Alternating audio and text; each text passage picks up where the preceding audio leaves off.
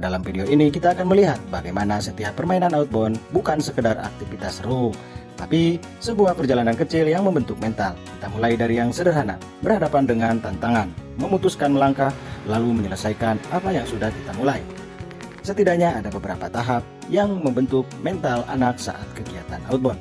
Yang pertama, anak akan belajar pada tahap observasi. Anak mengamati dari jarak yang aman.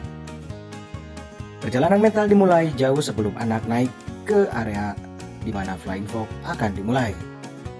Mereka mengamati, melihat teman-temannya meluncur, mendengar teriakan senang, dan membayangkan apa yang akan terjadi pada diri mereka nanti. Ini fase yang disebut dengan anticipatory learning. Anak belajar tanpa bergerak lewat pengamatan. Disinilah keberanian pertama tumbuh. Keberanian untuk bertanya pada diri sendiri, aku berani atau tidak?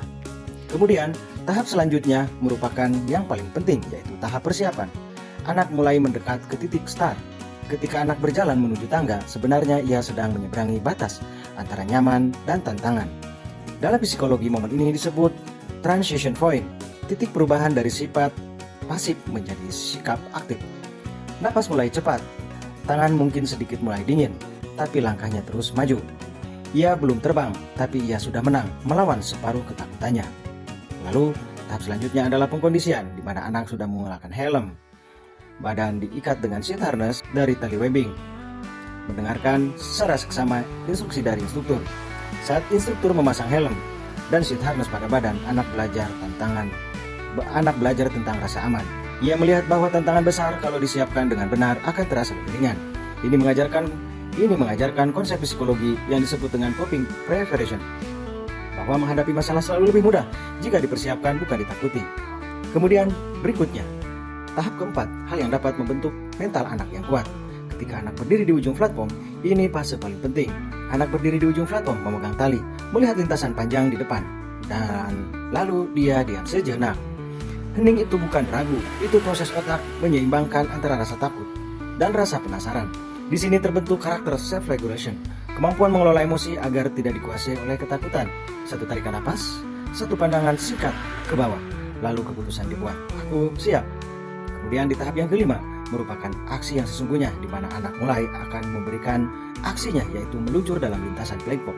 Begitu anak meluncur, tubuhnya bergerak lebih cepat daripada pikirannya. Ketakutan berubah menjadi adrenalin, adrenalin berubah menjadi tawa.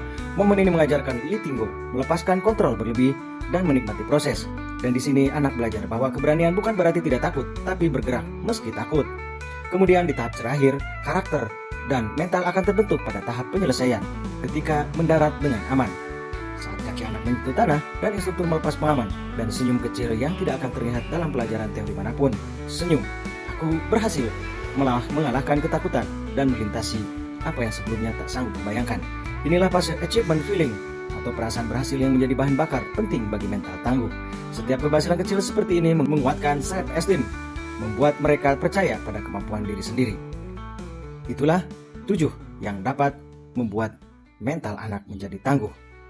Dari satu permainan sederhana bernama flying fox, anak belajar 7 hal penting: mengamati, mempersiapkan diri, menenangkan diri, mengambil keputusan, berani bertindak, menikmati proses, dan merayakan keberhasilan.